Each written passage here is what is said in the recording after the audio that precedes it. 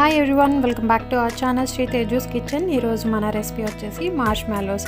పిల్లలకి ఎంతో ఇష్టమైన ఈ మార్ష్మాలోస్ని చాలా ఈజీగా ఎలా తయారు చేసుకోవాలో ఈరోజు మన వీడియోలో చూసేద్దాము. చూసారు కదా, చాలా సాఫ్ట్గా అలాగే టేస్ట్ అండ్ టెక్స్చర్ కూడా చాలా బాగా వచ్చాయి. మీరు కూడా ఈ రెసిపీని ఒకసారి ట్రై చేయండి.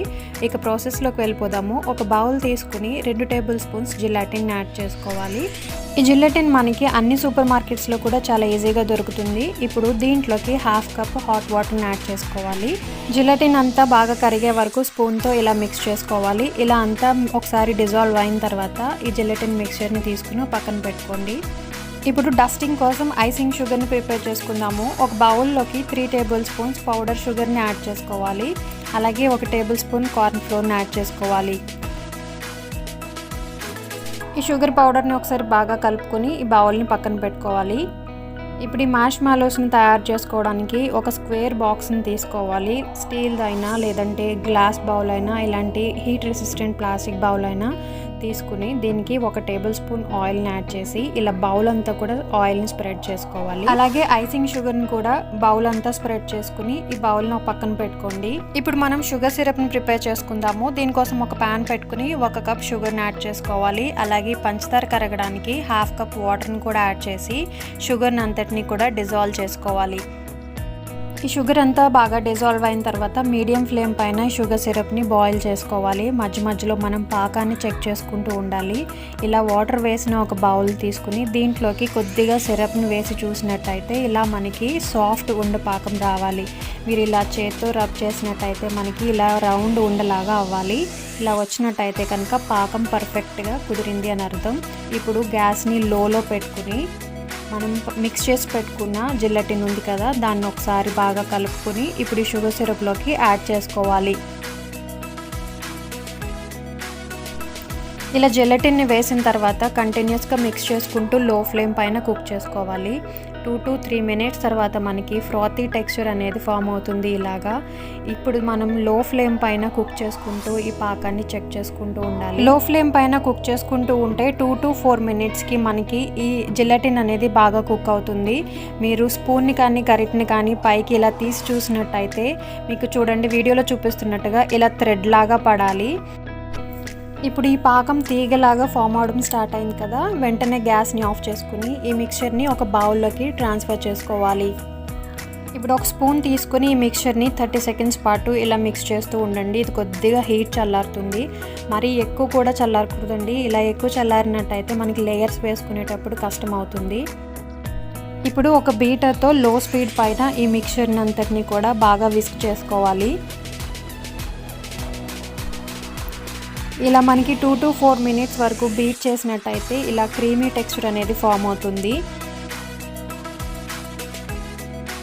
చూసారు కదా, ఇలా మనకి క్రీమీ టెక్స్చర్ ఫామ్ అయిన తర్వాత దీంట్లోకి 1 టేబుల్ స్పూన్ వెనీలా ఎసెన్స్ని యాడ్ చేసుకుని మరొక 2 నుంచి 3 నిమిషాల పాటు లో స్పీడ్ పైన బీట్ చేయండి.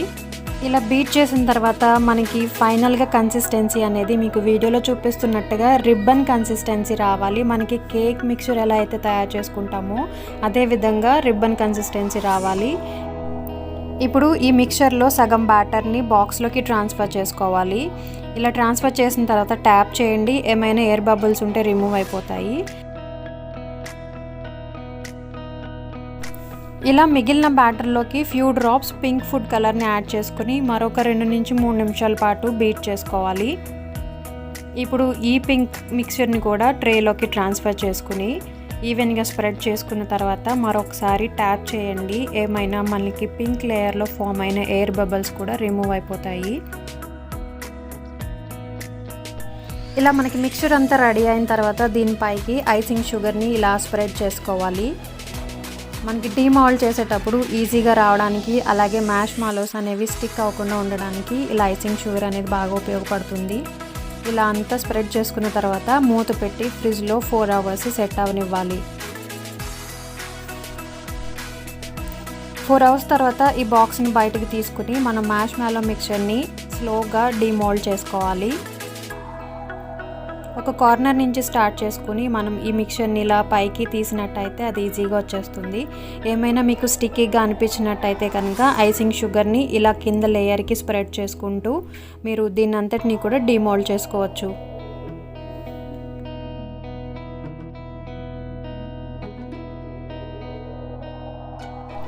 ఇప్పుడు ఒక నైఫ్కి ఈ ఐసింగ్ షుగర్ని అప్లై చేసుకుంటూ ఈ మార్ష్మాలోస్ని మీకు కావాల్సిన సైజులో కట్ చేసుకోవాలి.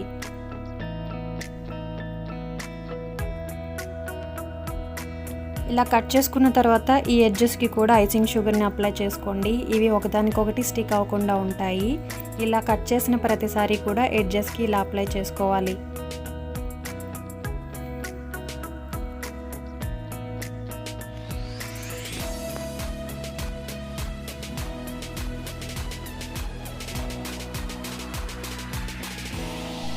ఇలా కట్ చేసుకున్న ప్రతి మార్ష్మాలోకి ఐసింగ్ షుగర్ని అప్లై చేసుకోవడం వల్ల ఇవి ఒకదానికొకటి స్టిక్ అవ్వకుండా ఉంటాయి.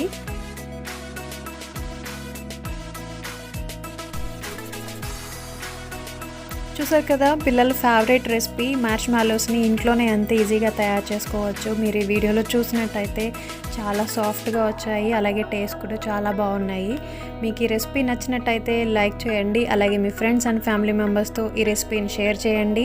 ఇప్పటివరకు మన ఛానల్ని ఎవరైనా సబ్స్క్రైబ్ చేసుకున్నట్లయితే ఇప్పుడే సబ్స్క్రైబ్ చేసుకుని పక్కనే ఉన్న బెల్ ఐకాన్ ప్రెస్ చేయండి. మన ఛానల్ నుంచి అన్ని నోటిఫికేషన్స్ మీకు వస్తాయి.